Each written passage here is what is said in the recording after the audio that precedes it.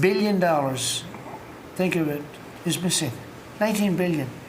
You know, if we would solve half of the fraud problem, Pam, in this country, we would have more than a balanced budget. We'd have a surplus. And in the case of Minnesota, it's very Somalia-oriented. Think of it. These people come from a crooked country, disgusting country, one of the worst countries in the world. Acknowledged to be one of the worst countries in the world. Some people say it's the worst. They have no money, they have nothing. They come to our country, low IQs, and they rob us blind. Stupid people. And they rob us blind because we have crooked politicians and we have dirty cops. The Attorney General's a dirty cop. It's my opinion. It's only my opinion. And something should be done about him. Let's see what kind of job he Mr. President, can do. yesterday you said that you hate mail-in ballots. Excuse me? Should Iran be able to charge a toll for the Strait of Hormuz? They're charging some vessels to go through. Oh, yeah. Well, should they be able to? I mean, they shouldn't be able to, but they're doing it a little bit. I don't look. Their capability is a lot less than it was 2 weeks ago, and with every week and every day, frankly, it gets less and less. All I can tell you is they're begging to make a deal. So let's see what happens. We may make a deal. Yesterday you said that you hate mail-in ballots. Tell me about mail-in ballots. Go ahead. You mean I used a mail-in ballot? You probably said, yeah, I did. Why did you You know use what? that? Is Because there I'm a president bias? of the United States, and because of the fact that I'm president of the United States, I did a mail-in ballot for elections that took place in Florida, because I felt I should be here instead of being in the beautiful sunshine But you taking. were in Palm Beach, sir, the last few weekends. That's right, and Could you have gone in I person? decided that I was going to vote by mail-in ballot because I couldn't be there, because I had a lot of different things. But you know, we have exceptions for mail-in ballots. You do know that, right? So if you're away, we have an exception. If you're in the military, we have an exception. If you're on a business trip, we have an exception. If you're disabled, we have an exception. And if you're ill, if you're not feeling good, so I was away, mostly in Washington, D.C., so I used a mail-in ballot. But I appreciate the question, because I know it was so well-meaning. Yeah. Mr. President, I actually just looked up the company that owns Sharpie, and they stock turned positive after you mentioned it. Question on your end. By the way, they deserve it. Yeah, question on It's a your end. good product. So you gave a 5-day deadline. With oil tankers going through the Strait of Hormuz, is that a condition to move that 5-day deadline? Well, we don't want anything impeded.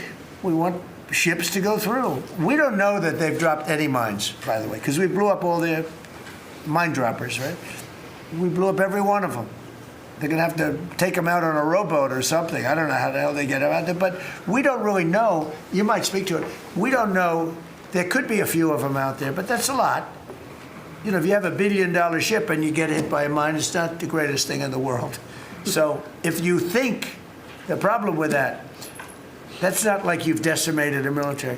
If you think there may be a mine, that's a bad thought, and it stops things up. How are we doing in that regard, Peter? Mr. President, you're right. We have so heavily degraded their coastal defense capabilities and their naval capabilities that any strategic or operational attempts to do those types of things are extremely limited. And we continue to move over the top of that. Now, whether Iran makes a wise choice or not to try to execute that is part of how this deal comes together. But with every passing day, the military pressure that we're putting on them lessens their ability to really hold that militarily at issue.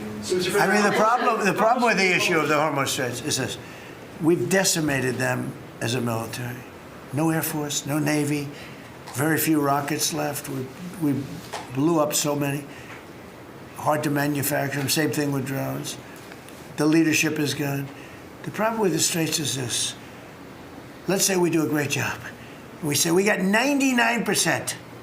1% is unacceptable, because 1% is a missile going into the hull of a ship that cost $1 billion, right? So 1% is we can't. If we do a 99% decimation, that's no good. So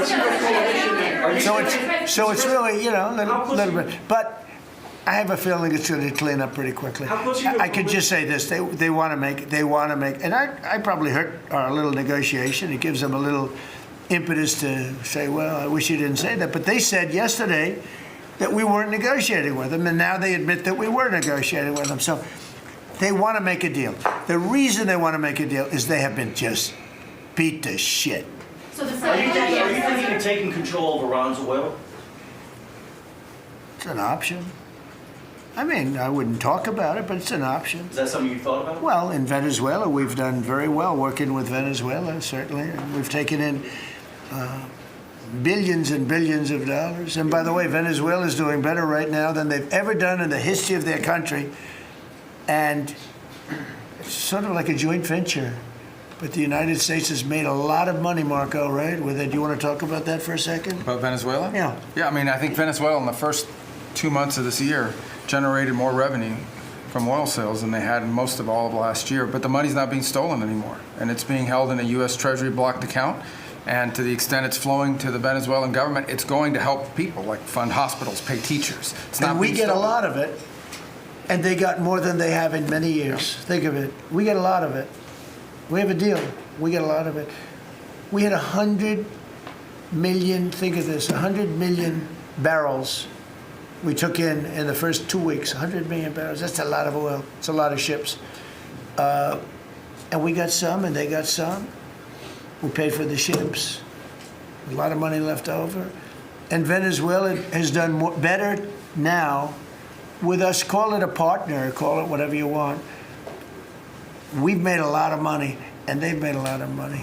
We've paid for the cost of that military hit many, many times over.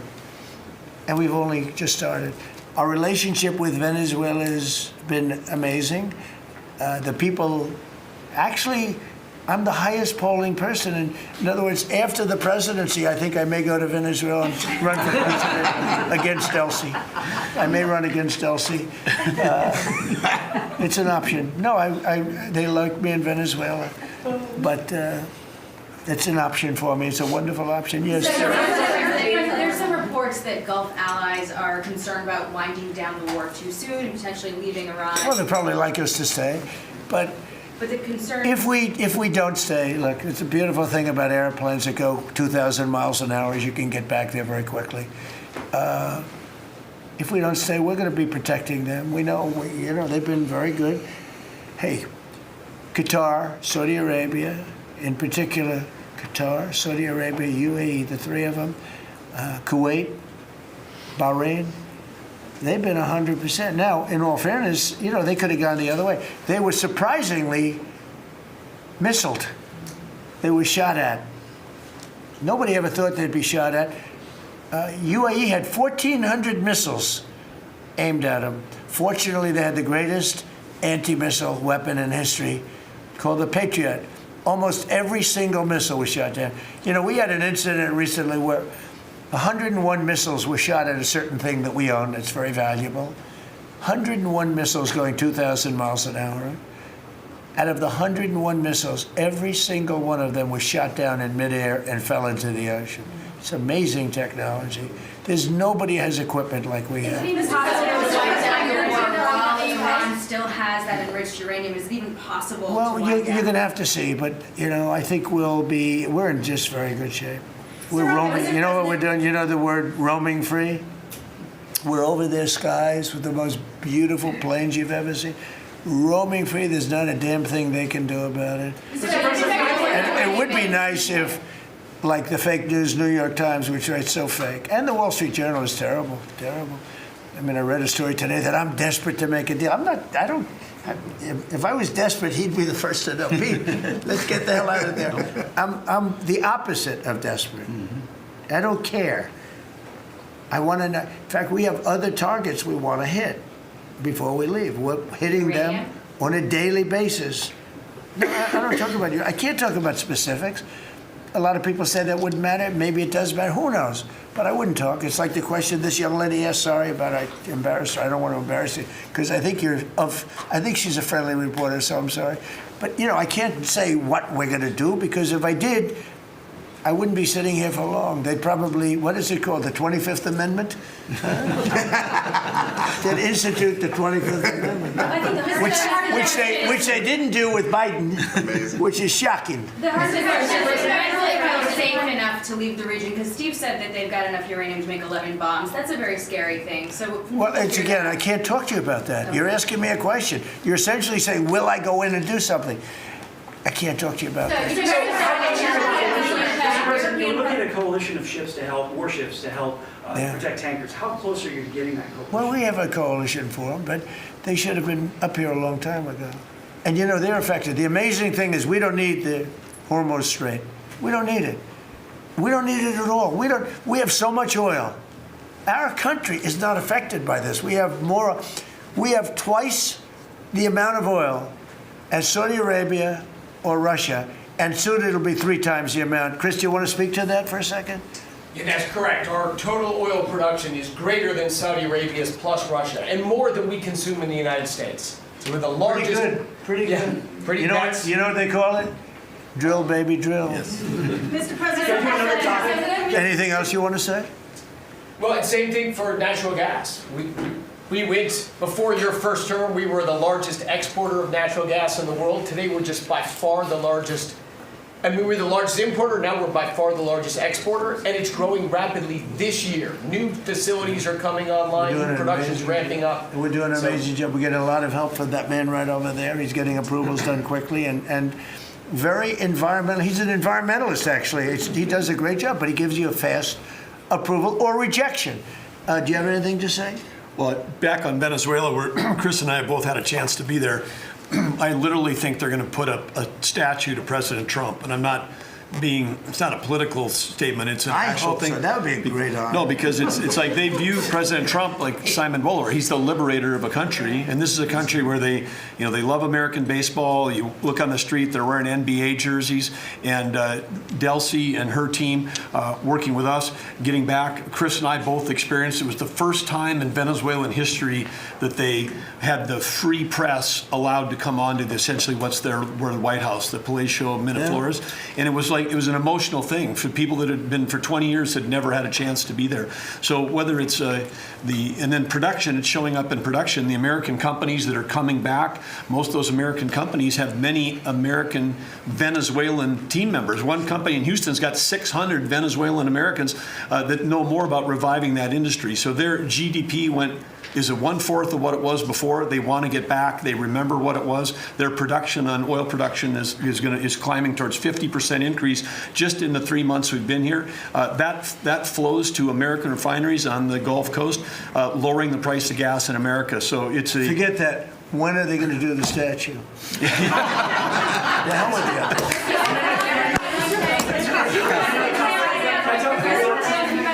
Thank you. You've been really honest about how disappointed you are in Sir Keir Starmer, particularly in relation to Iran. So I'm curious about your phone calls with him, how easy they might be. And also, were you surprised by... Are we talking about Starmer? Yes.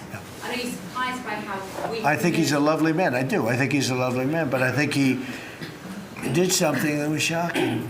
He didn't want to help us. And maybe in particular that country, we were the longest bond, the longest ally. Australia, too. Australia was not great. I was a little surprised by Australia. I wouldn't say anybody was great other than the 5 countries in the Middle East.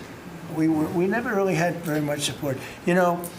We spend trillions of dollars supporting countries, and this is Little League. This isn't the big league deal. This is sort of Little League pool for us. Look, we decimated them in a period of a week. In the first week, it was over. In the first few days, it was over. I think the Navy took us 3 days to essentially annihilate it. They weren't there. So if there's ever a big one, which I hope there's not, but if there's ever a big one, I don't think they're going to be there. And that's not fair. And we have to remember that as a country, because we spend trillions of dollars protecting Europe, protecting the countries of NATO. They weren't there for us. For small time. This is small time. You know what? Venezuela is a big deal, but it's not the big one. They weren't there. So what makes you think they'd be there if we needed them for something? Mr. President, And your prime minister was not there, as you know. Yeah, did he give He you- was there after we won. He said, we'd like to send some ships. I said, we already won.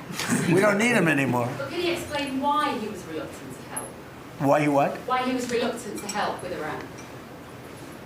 He didn't have to. I didn't ask him. I just said, just tell me no. I mean, we're always going to be there, or at least we were. I don't know about anymore, to be honest with you. I would have to be honest. We were always there when they needed help. We always would have been there when they needed help. I mean, think of it. We're there to protect Europe from Russia. In theory, it doesn't affect us. We have an ocean, big, fat, beautiful ocean. But we're there to protect NATO, to protect them from Russia. But they're not there to protect us. It's ridiculous. It doesn't make sense. I tell you, a lot of people were big NATO people. I was never big. It was okay. I got them to pay 5%. By the way, they haven't paid it yet. You know that.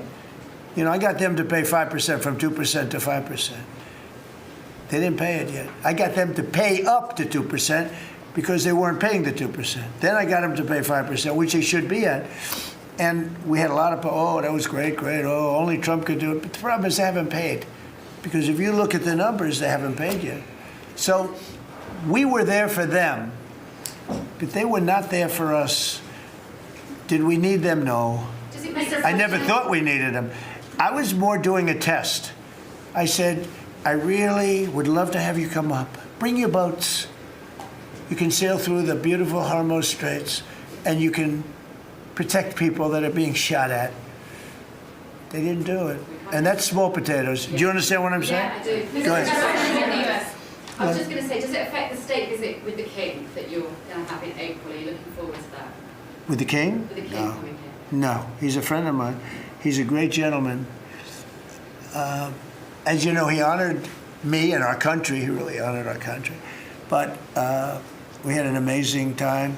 I've known him as Prince Charles. I know him as King Charles. I'm proud of him. He's fighting a tough battle. He's tough. I think he's a fantastic. It has nothing to do with that. It's different. But he's going to be here very soon, as you know. We're going to have a state dinner. It's going to be great. But I was very disappointed when the Prime Minister said, I won't be able to. It started with the island that the indigenous have claimed away from your country. And for some reason, you went for it. And all of a sudden, indigenous people that never saw the place, they never saw it. He was afraid that we would do something to insult because he's a liberal. That's the way they think. And when we needed the island to land that beautiful B-2 bomber, we were told we can't use it.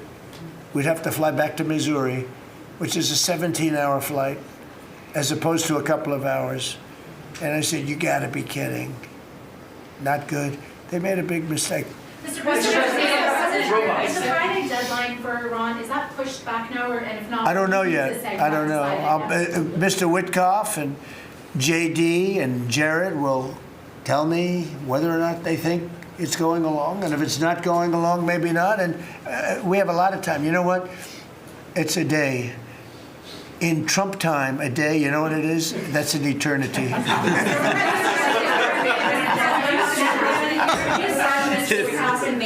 Say it, what? European Parliament just passed a major deportation plan. Some of the tenets of it are that member states can deport rejected asylum seekers to third countries regardless of whether they have a connection to it.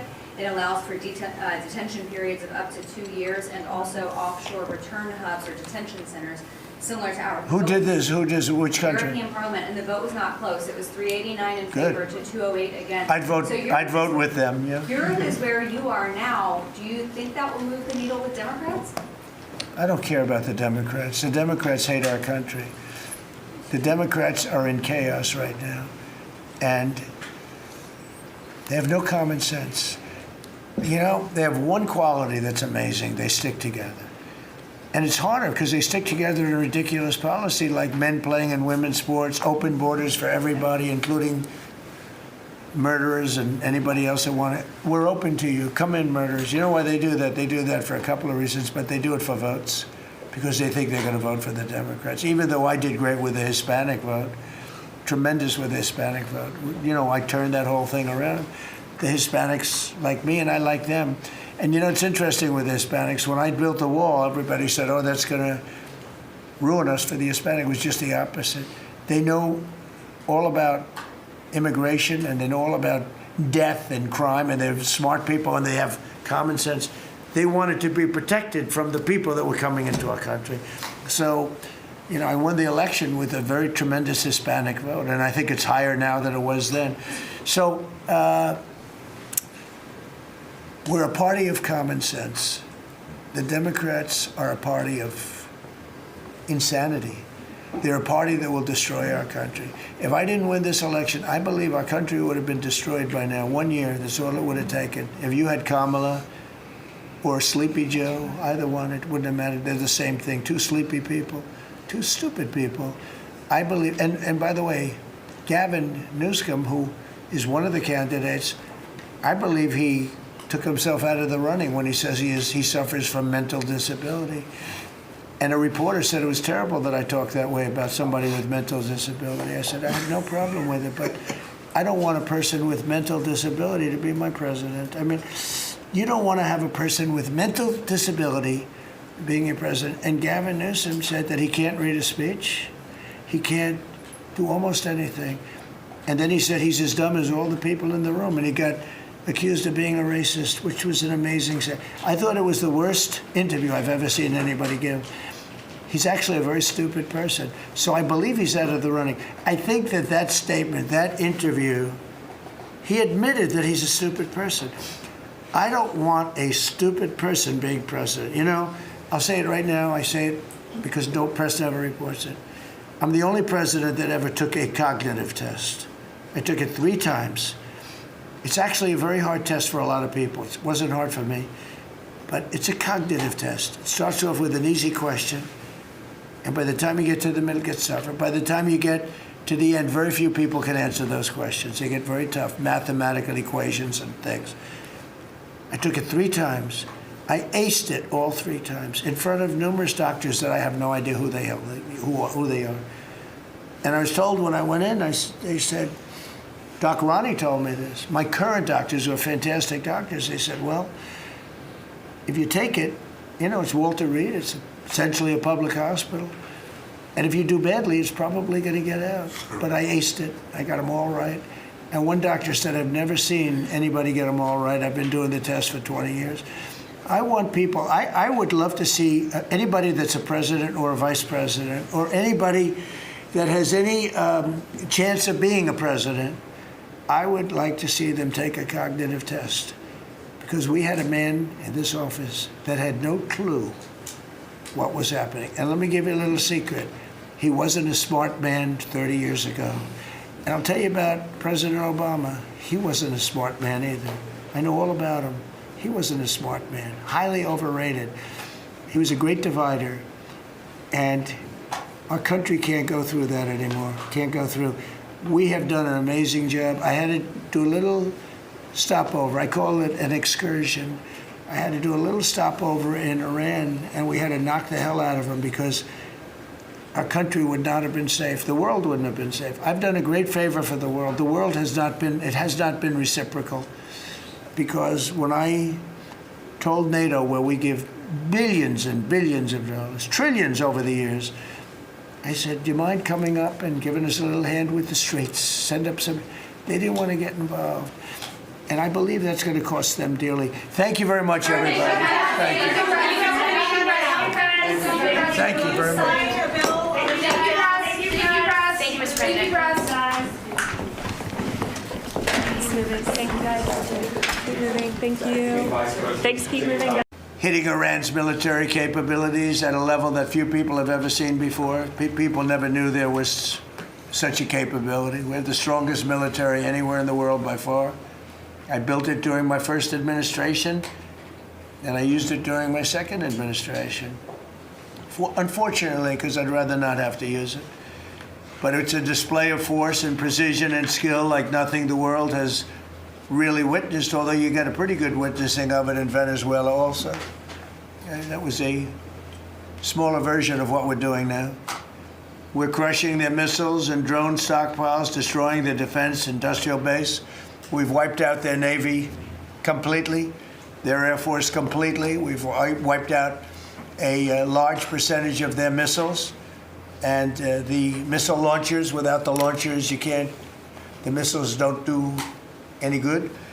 And we've knocked out probably close to 90% of the launchers, probably more than 90% of the missiles themselves. Between some they fired and more than they fired, we knocked out. We've also destroyed a lot of the factories. We're continuing to do that, but a lot of the factories where they manufacture the drones and the missiles. The drones, too, are way down, but the reason they're down is they go one way and they don't come back, because for the most part we're shooting them down. But we also are able to, we've really done tremendous damage to the places where they make them.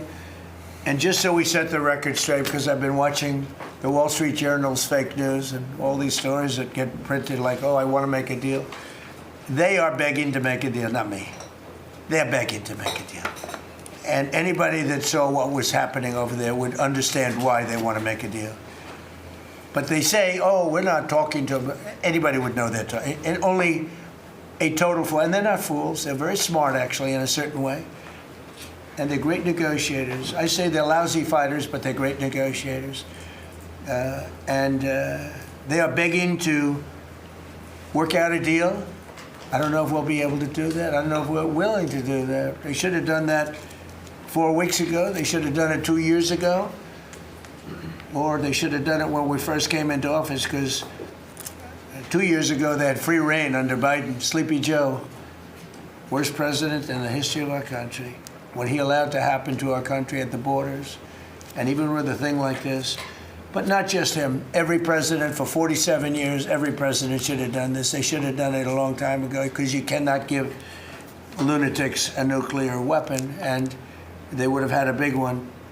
It stopped, really, when we did the B-2, but even before that, the Barack Hussein Obama, what he did where he gave them the Iran nuclear deal, gave them free will toward a nuclear weapon. Basically, he chose Iran over Israel and others that didn't want him to do it.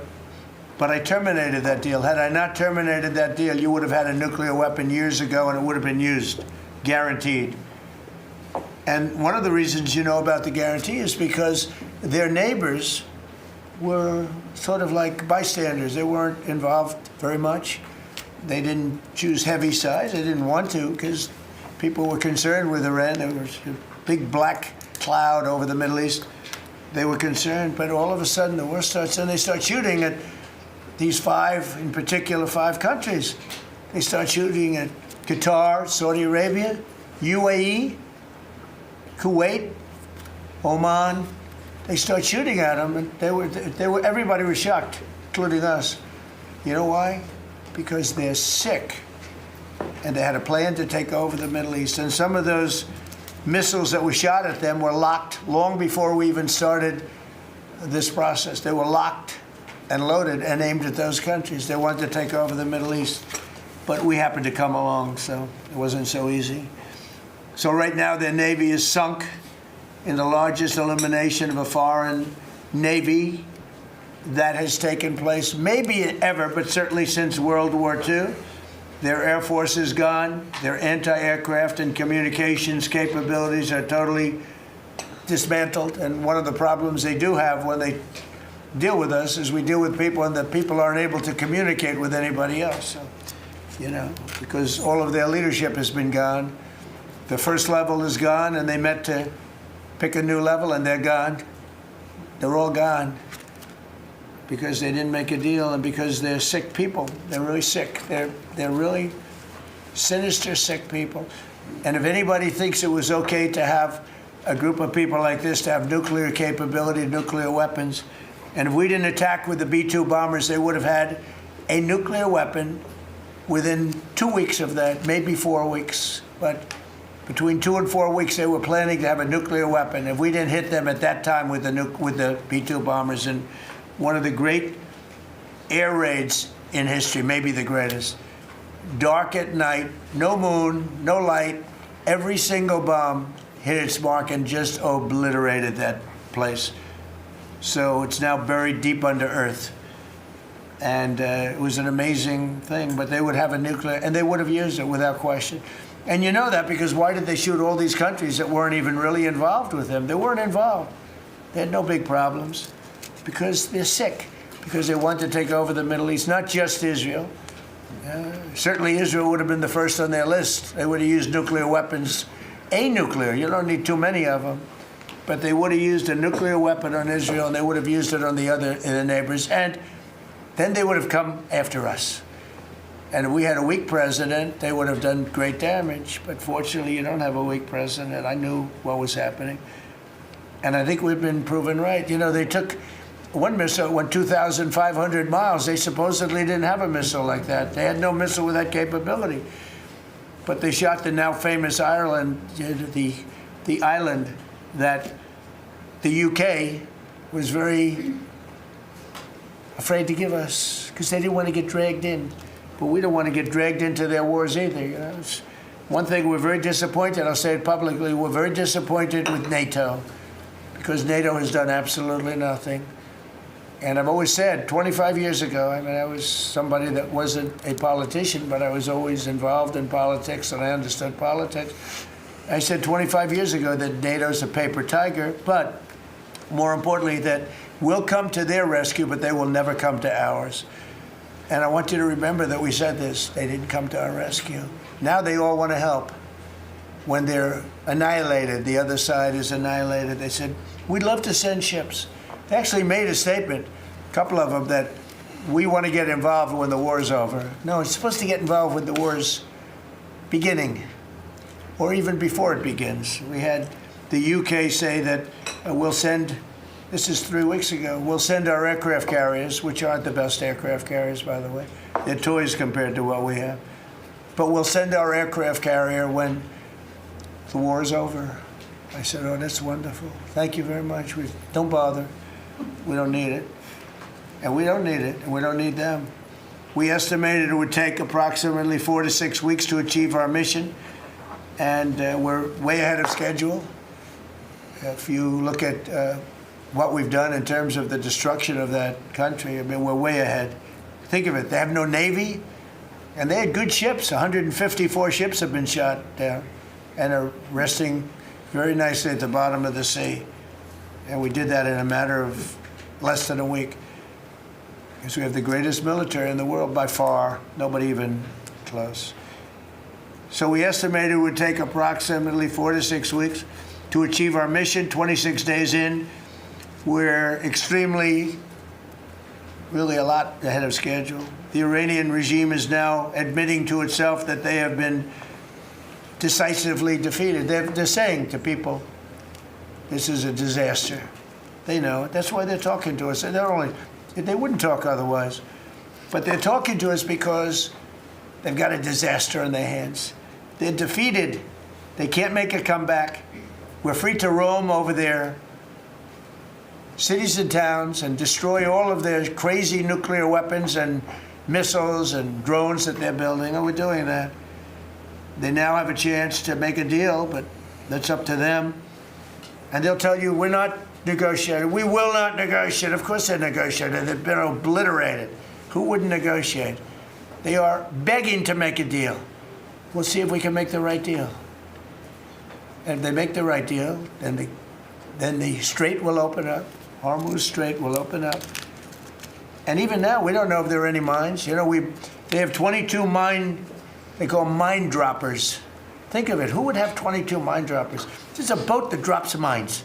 Who has 22 mine droppers? Except for people with very evil intention. So every one of those mine droppers has been struck with the same weapon we used to stop drugs from coming into the United States of America. When we hit those boats, it's the exact same weapon, extremely effective. We have unlimited supplies and extremely effective. But they have no more mine droppers. By the way, speaking of drugs, we're 98% down drugs coming in by water, by the ocean, by the sea. 98%. And we're trying to find out who are the 2% because we think they're the bravest men anywhere in the world. maybe women. But whoever's on those boats is very brave or doesn't watch television.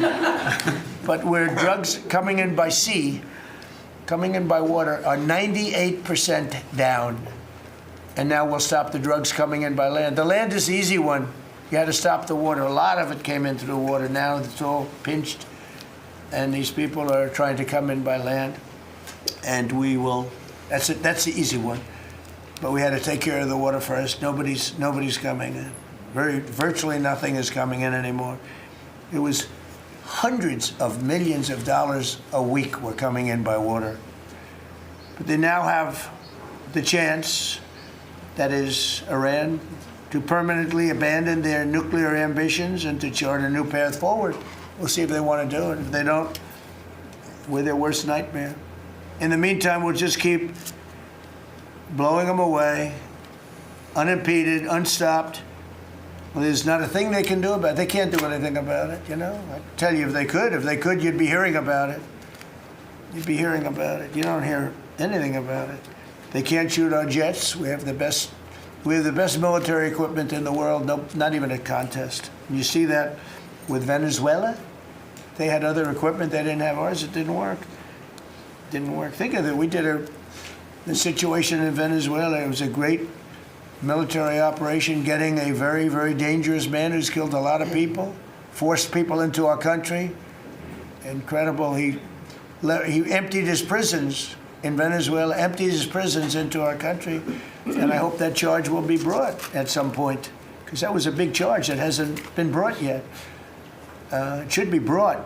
He emptied his prisons into our country and was a major purveyor of drugs coming into our country.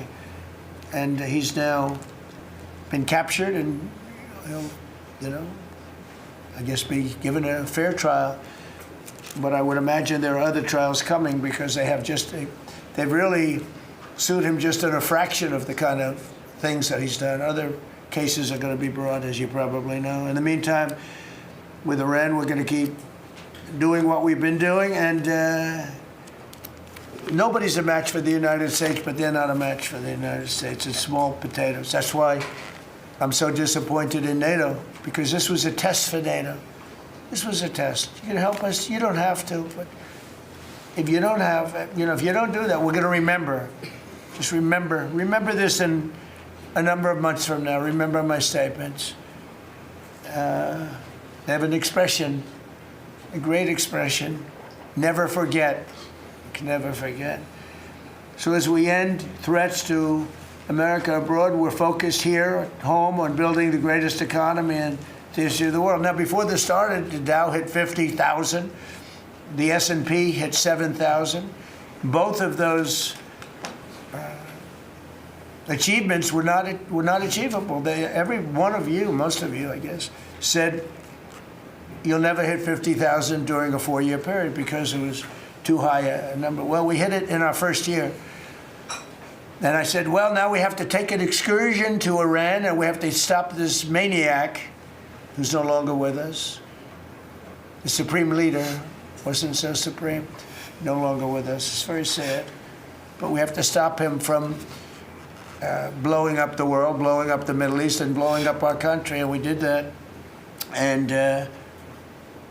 frankly, I thought the oil prices would go up more, and I thought the stock market would go down more. It hasn't been nearly as severe as I thought. I think they have confidence in maybe the American president and maybe the people sitting around this table. But Americans filing their taxes this year are receiving record-setting refunds. It's been a very big story. Well, it should be a big story. I don't think you write about it that much, but I speak about it. I speak about it because if I speak about it, at least people hear. You don't write about it.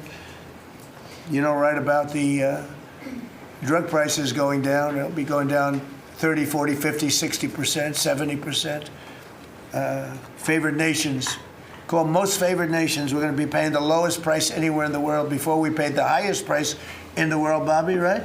And now we're going to pay the lowest price in the world. That's quite a difference. It's a difference of from 40 to 70 and 80 and even 90%. That's a pretty big difference. But we're slashing regulations, and investment is pouring in from all over the world. We have the most investment of any country in history has been put into our country in the last year. And again, we had to take a little detour. Won't be long. Going to end soon. We had to take a little detour, go to Iran, and we had to put out a fire. Very dangerous fire that could have blown up big portions of the world, if not the whole thing. So tomorrow we'll be announcing a variety of actions that we're taking to support American farmers, who we never forget. We love the farmers. We gave them $12 billion out of tariff money. We had a tremendous amount of tariff money come in, and we continue to have. We've gone, as you know, the Supreme Court gave us a very unfortunate, foolish ruling, a ruling that gives the people that have ripped off our country for many years, gives them some money back. But it's one of those things. It's a terrible, terrible, horrible mistake they made, but it's okay because we have another method that's just as good. We'll use the other method.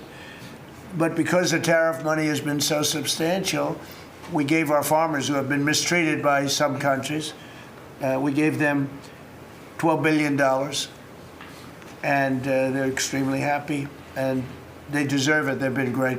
They never complain. They just go out and they farm, and they wouldn't do anything different.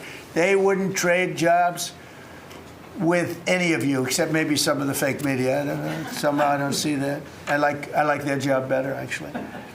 I love the farmers. So we gave them $12 billion.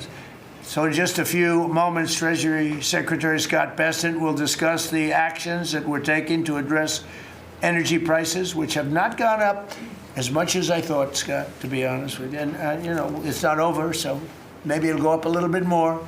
It's all going to come back down to where it was, and probably lower. And my predictions have been right. Trump was right about everything. They have a new hat. Trump was right about everything. It's pretty right. But Scott's going to address that. And I think before we go very much further, I want to ask Vice President J.D. Vance to say a few words about where we are with the situation. He's involved with Steve and with Jared on negotiations. And then some of the others will speak. We'll have Marco say a few words. Pete Hegseth, who was born for this role. I mean, he's doing a great job. They gave him a hard time. And now people, I'll tell you, somebody came up to me yesterday, gave you a very hard time, said, you know, I made a mistake. Pete Hegseth is doing a good job. So when I tell you who, you're not even going to believe it. He said Hegseth. He gave you such a nasty hard time. But you're doing great. And then Steve is going to speak, and Scott will speak last. And if we have any questions, we'll take some questions. You may have questions. I doubt it, but you may have some. So, JD, please. Yes, sir. Well, thank you. It's good to see everybody. Proud to be part of this team. Proud to be serving the president of the country. Let me just say a couple things. The first of all is the president summarized this very ably. But look, the Iranian conventional military is effectively destroyed. They don't have a navy. They don't have the ability to hit us like they could have even a few weeks ago. And what that does is that gives us options, Mr. President. Now, there's been a lot of reporting about diplomatic options, about negotiations. There's, of course, Pete and his team. There are further military options. But what we have now that we didn't have when the president took over just a little over a year ago is the ability to use every tool at our disposal to ensure that Iran doesn't get a nuclear weapon. Because when I say options, I think it's important the American people know options for what? And it's options to ensure that Iran never has a nuclear weapon. You talk about people who walk into a crowded supermarket and have a vest on, and they blow up the vest and a couple of people get killed, and that's a terrible tragedy. What happens when what's on the vest is not something that can kill a couple of people, but can kill many, many tens of thousands of people? That is the most important American national security objective that exists for any administration at any time, is you don't want the worst people in the world to have a nuclear weapon. That's why the president is doing this. That's why the president cares so much about this particular issue. I'll let Steve talk a little bit about the details of the negotiation, but the last thing I'll say before I turn it over to Marco is I'm very mindful, of course, that we have a lot of folks overseas fighting very ably for the United States of America. I know Pete and the whole team, we're very proud of them, but they're fighting at a time where we're about to enter as Christians the most important week of the Christian calendar, the Holy Week that celebrates the return of Jesus Christ to Jerusalem. And so I want to say to all of my fellow American Christians, but particularly those serving in the Gulf, that I wish you all a very blessed Easter. a very blessed Holy Week, and we continue to stand behind you and continue to support you every step of the way. Thank you, sir. Thank you very much. Marco? The most important job any president has is to keep the American people safe. And every president says it, but we have a president that means it and does something about it. As the president outlined very clearly to the world on the night this operation began, Iran has been at war with the United States for 47 years. For 47 years, Iran has been killing Americans and attacking Americans across this planet. And other presidents had an opportunity to do something about it. And they all warned about how Iran was dangerous, but they refused to act. And this president's not someone that's going to refuse to act. He's not going to leave a danger like this in place. He's going to address it, and that is what he is doing. From the very first night of this operation, the president made it very clear. People like this, and now what I'm talking about is not the people of Iran. The people that run this country are radical Shia clerics. These are religious fanatics. Look what they are doing now. At their weakest point, this is the weakest Iran has ever been, and look at what they're doing. They're attacking embassies. They're attacking hotels. Imagine what these people would do if they had a nuclear weapon. That is an unacceptable risk for the world. By the way, the president's not just doing a favor to the United States and to our people. This is for the world. He defined very clearly on the first night of this operation what the goal was. We were going to destroy Iran's navy, and that is happening. We were going to, if it hasn't already happened, I'll let Pete speak to the specifics of it. We were going to destroy their missile launching capabilities. We're well on our way to achieving that goal. We were going to destroy the factories so they couldn't make more missiles and more drones. And that is moving forward. Every single objective the president clearly laid out on the first night of this operation is being effectuated. Again, Pete will speak to the specifics of it. This has been an incredibly successful operation. Every day, it may not get covered because, you know, we're unlike them. We're not bombing embassies and hotels. We're hitting military targets. But every day, the Department of War lets the drummer get wicked over every portion of Iran that has these military capabilities, and the results are going to bear fruit for the world. The world is going to be a safer and a better place when President Trump's mission here is achieved. And frankly, I think countries around the world, even those that are out there complaining about this a little bit, should actually be grateful that the United States has a president that's willing to confront a threat like this and not allow it to continue to persist. Because these people will kill as many Americans as they have a chance to do, and if they have a nuclear weapon, as the Vice President pointed out, they could kill millions of Americans in the future, and that is a risk that was not going to continue to exist as long as we had this president. Thank you, Marco. You know, it's very interesting because yesterday I was watching, is it Anthony Blinken? And he was saying that they should have done it. But they didn't do it. Nobody did it. Nobody did it. For 47 years, Marco, that's the number, 47. I guess now it's 48, because we've been saying 47 for a long time. It's probably 48. But for 47, 48 years, every president should have done this. And some are saying now that they made a big mistake in not doing it, but we're taking care of business. Steve Witkoff, please. Mr. President, it is my distinct honor to be a member of your cabinet and to report to you and your team on our negotiations with Iran. Mr. President, you directed Jared and I to pursue a diplomatic resolution with Iran prior to Operation Epic Fury, which we did. However, it became quite clear during these meetings with the Iranian negotiating team that we could not make a deal that fulfilled your objectives of the following: no enrichment whatsoever, no chance of weaponizing whatsoever, decommissioning of Fordo, Natanz, and Esfahan, which you destroyed in Operation Midnight Hammer, no stockpiling of any material, which they flagrantly had violated, turning all enriched material over to us, and a cutback in Iran's missile inventory and range capability of those same missiles. Throughout our meetings with the Iranians, we heard the following from them. The Iranians have the inalienable right to enrich. Then we heard they possessed enough 60% enriched material, 460 kilograms, to make 11 atomic bombs. Finally, we heard the following statement. They would not give up diplomatically what we could not win militarily. In other words, they were again miscalculating the success of Midnight Hammer, which was a total success. These are incontrovertible signs among many other signs, sir, that their regime had not given their negotiating team authority to make a deal required by you. We conferred with you and all the other members of your foreign policy team, Susie Wiles, Pete Hegseth, the chairman, Marco Rubio, JD, Scott Bessent, Chris Wright, John Radcliffe, throughout all of these negotiations, and we were repeatedly rebuffed on everything we asked for.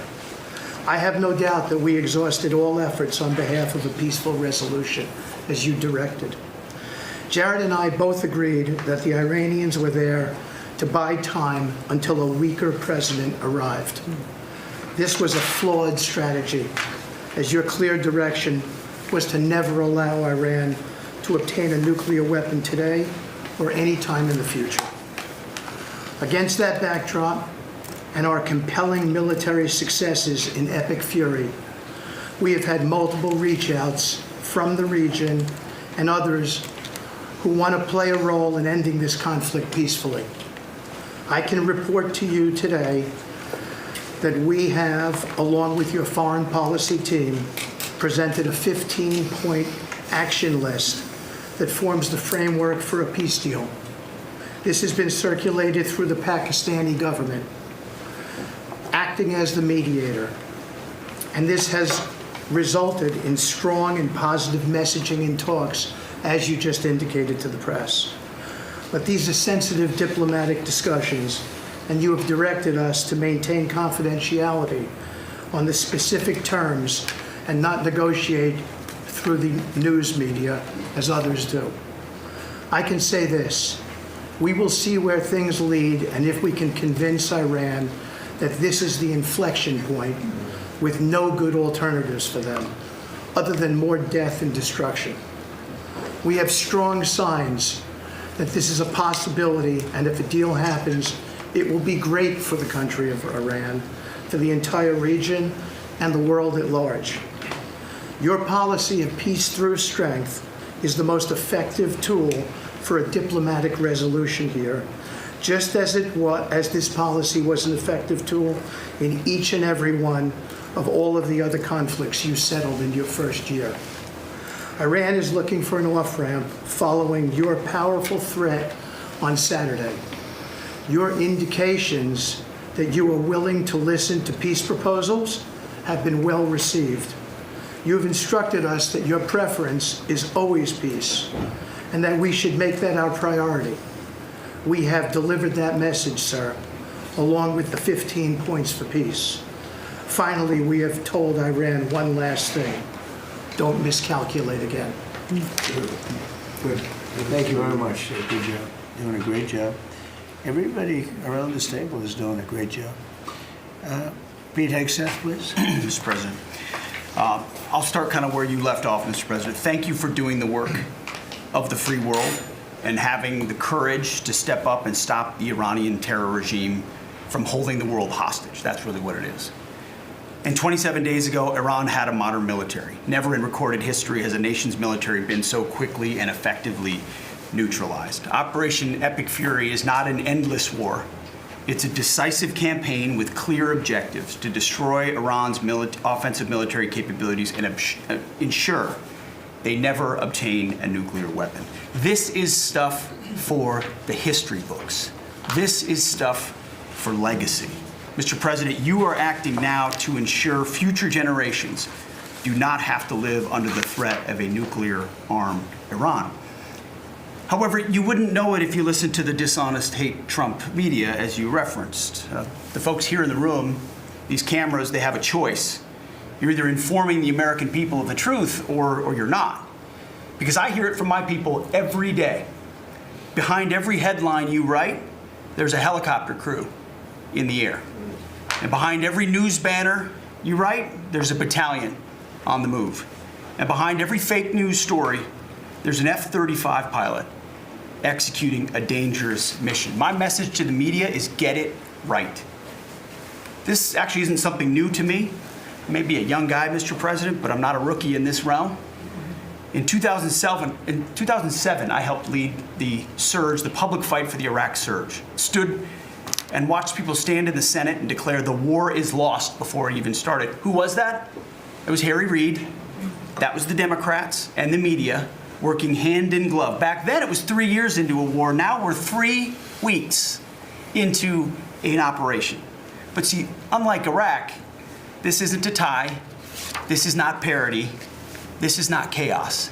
This is success, pure American success, on plan, and as the president said, ahead of pace. Over 10,000 enemy targets destroyed, over 140, I think now you're right, Mr. President, over 150 naval vessels sunk, underground facilities destroyed, their defense industrial base in shambles, and overnight, not only do they not have a Navy, Mr. President, they no longer have a Navy commander. IRGC's Navy commander was killed overnight in operation. So no Navy leader. Now that here's the thing about the media though, if President Trump had not acted, you'd be screaming, why not? And now that he has taken decisive action, you're asking, well, why did you? It's the same old tired playbook, TDS in your DNA. But the hardworking, God-fearing, patriotic Americans out there know better. And you alluded to this, President Obama, Mr. President. Here's a fact that you don't hear on your networks, but we know. Many of the Iranian military factories and bases that we're systematically destroying were paid for by the pallets of American cash that Barack Obama flew into Tehran under the Iran deal. You might call it an inconvenient truth. Iran took our money and turned it into weapons and bunkers and ammo. And now we're destroying those weapons, and you're righting, Mr. President, that grievous wrong. And make no mistake, we had to act. And our objectives are clear. No nukes, no Navy, and a complete dismantling of their missile program and defense industrial base. And as Marco pointed out, that mission, and the VP as well, has not changed since day one. Yet, 2 days ago, they shot 2 failed missiles on a target 4,000 kilometers away. For years, they told the world that their missiles could only range 2 kilometers. Surprise. Yet again, Iran lied. And to the world, I say London is 4,000 kilometers from Iran. Washington, D.C. is 3,300 kilometers from Venezuela, another country President Trump did something about that partnered for a long time with Iran. So you're telling us that Iran is not a threat to the world or to the U.S. President Trump knows better. And here's what success actually looks like right now. You mentioned it, Mr. President. A-10 Warthogs, if you know them, you love them, and Apache helicopter gunships are flying strike missions inside Iranian airspace and throughout the Strait of Hormuz at will. See, you only send these slow, low-flying, close air support platforms when the enemy has no meaningful air defenses left. Their presence is proof that Iran's air defenses are gone. Their command and control is shattered, their top leaders hiding in underground bunkers, while their mid-level commanders are being crushed in the field, the morale of their fighters plummeting, and we see that disconnect daily. They're privately admitting, as you said, Mr. President, very heavy losses. We know that. President Trump has given us a clear mission. Our capabilities are only going up and Iran's are plummeting. We are here to win, and we're full speed ahead. So, Steve, we appreciate your efforts. We pray for a deal, and we welcome a deal. And we have the ultimate deal maker to make it happen. But in the meantime, as I said yesterday, the Department of War will continue negotiating with bombs. War is negotiation by other means. And finally, I want to thank our incredible troops. Our pilots, crews, sailors, refuelers, air defenders, the absolute best of America, the real 1% of our country. This president, President Trump, has your back. And I know this cabinet prays for you every single day. And we ask the American people to do the same as they continue in this mission. God bless. Thank you. Thank you very much. It's great. I think before I ask Scott to say a couple of words, it would be great if people like the mayor of Chicago and the governor of Illinois would say, please come in and stop the crime. A beautiful young lady was killed the other day, and the father was a very good friend of Dan Scavino, and he took it very hard. Dan took it very hard, like the father, friends. They grew up together, and it's a young lady whose life would be saved if we did what we did as an example in Washington, D.C., which is now a safe city. All the time, people come up to me in the building, people that work here, they say, thank you so much. I know immediately what they're talking about. They're able to walk to work. They walk to work. You all walk to work. Some of you were mugged. I know you told me stories. Some of you were mugged. One person in particular was viciously mugged in the group right here. It's not happening anymore. You have a safe city. Louisiana, the governor of Louisiana called me, can you help me with New Orleans? They just had the Mardi Gras. He said it was the safest Mardi Gras we've ever had. Sounds terrible to say. No murders.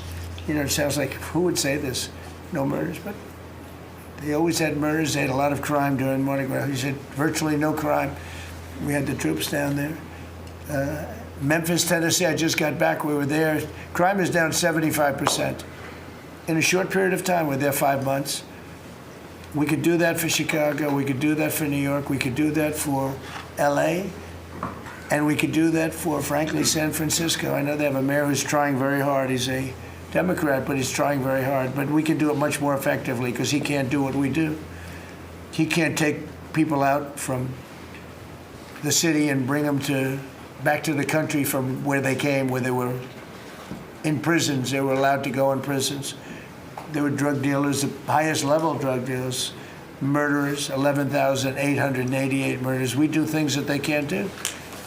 I had friends calling me up from San Francisco. Could you give him a chance? I said, absolutely. If you want, we'll give him a chance. And he's trying. He's doing okay, but we could do much better. We could make it a lot safer than it is. San Francisco, a great city, was a great city, could quickly become a great city again. But, you know, they're going very slowly. I tell my friends, they're very substantial people. They're in a certain business where people have made a lot of money. I hope that lasts. But they have a tremendous potential. It was one of the greatest cities in the world. Now it's got a lot of crime. And the mayor is really trying. Again, a Democrat trying. And I spoke to him. He just wants to have a chance. And I said, we'll give you a chance. But we can solve it very quickly. This young lady would be around today if we were around, because we have nobody coming through our border. I mean, literally for 9 months, it's zero. It's hard to believe that number can be possible because millions of people came in through Biden. But nobody even tries. We don't have the caravans of thousands, 25, 30,000 people pouring into our border. They come up in caravans. We don't have caravans anymore. There's no such thing anymore. There's a name that I think I developed, but somebody developed it, but I think it was me. I thought it was an appropriate name. Thousands of people would come up and just barge into our country, totally unchecked, totally unvetted. And this man came in, Dan, right? And he came in through the ridiculous open border of Biden. If we were there, the election was rigged. What are you going to do? Came back, big comeback. But if we were there, we wouldn't have had people coming through. It's amazing. You know, it's so easy now because everyone knows they're not getting through. We don't have any caravans. Once they know that, when it was easy to come through. When I heard that they had an open border policy, I said, boy, this is going to be, I couldn't believe it. But when it was actually, you know, it dawned on me because I had built 1,000 miles of wall and we were finishing up some and he didn't want to finish it up. Biden, I said, they really do want to have an open border. And we got it finished. But that young lady would be alive today. And she'd be alive for another reason, because we would have the National Guard in Chicago and in New York and in other places. And they love doing it. It's like training, to be honest. It's actually training. I never want to take them out of D.C. I mean, maybe somebody later on will do it, but I never want to take. You know, the people, they look, they say, we feel so good, we feel so safe. We see these beautiful, strong people, and they're so nice. They help, they open the doors for people. They carry bags, they pick up paper when they see paper on the ground. I looked at DC last night. I drove to make a speech, and I drove through, and I said, take me this way, take me that way. The city's clean. The fences are down. You don't have homeless all over your parks. I mean, we had parks. There was no room for anything else other than homeless. It's all clean and nice. And it'll be even more beautiful in a year from now. And we have some projects that are great. This ballroom is going to be something that's so beautiful for the city, so desperately needed by presidents. I mean, now it's no secret the military wanted it more than anybody. It was supposed to be secret, but it became unsecret because of people that are really unpatriotic saying things. But doesn't matter. Doesn't matter. It's going to be great. We're building an arc, a triumphal arc, which will be incredible for the city. Incredible. We're fixing up what was the Kennedy Center.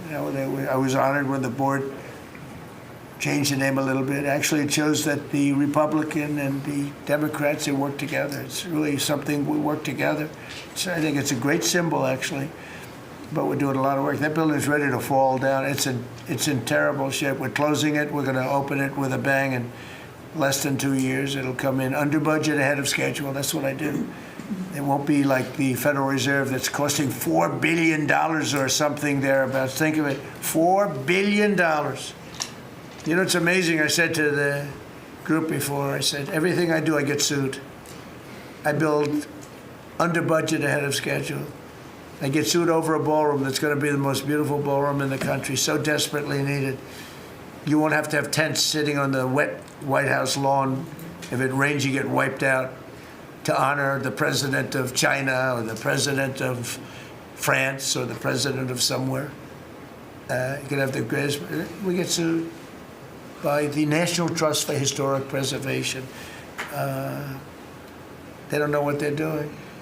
Then I just found out we got sued by that group and another group, I guess, on the fixing up of again, I'll use the old name, Kennedy Center, because they're not fixing up Trump Kennedy. It's going to be beautiful when you add the name Trump. But we got sued. And all I'm doing is fixing it up. We're fixing broken marble. We're putting on a roof because it leaks like a sieve. We're fixing steel that's broken. It's the same building, same exact building. We're fixing it. It's going to be beautiful. It's going to be so beautiful and safe. It's actually unsafe. You had some of those columns on the outside that were painted a fake gold. Now we painted them a beautiful white color, beautiful cream white. It's beautiful. Everyone said it's so much more beautiful now. Instead of a cheap, you can't imitate gold. See, I'm a gold person. It's all real stuff. You can't imitate it. Someday they'll discover a paint that will look like gold, and the guy's going to be the richest man in the world. But you can't imitate real gold. It just doesn't. That's 24 karat. Which is what this building deserves. But think of it. I get sued because I'm fixing up the Trump Kennedy Center. We're going to make it gorgeous and safe. We're fixing new windows, new this, but just all fix up. I got sued by preservationists. But you know who they didn't sue? The man that took this beautiful Federal Reserve building. That's small, much smaller than the hotel I built. I built the Waldorf Astoria Hotel down the road. And it was a beautiful job for $201 million. It's bigger, I think, than the Federal Reserve building. And it's got rooms and bathrooms, and it's not like just an open office space, which is much cheaper to build. Think of this. I hear he's going to be over $4 billion for a little building.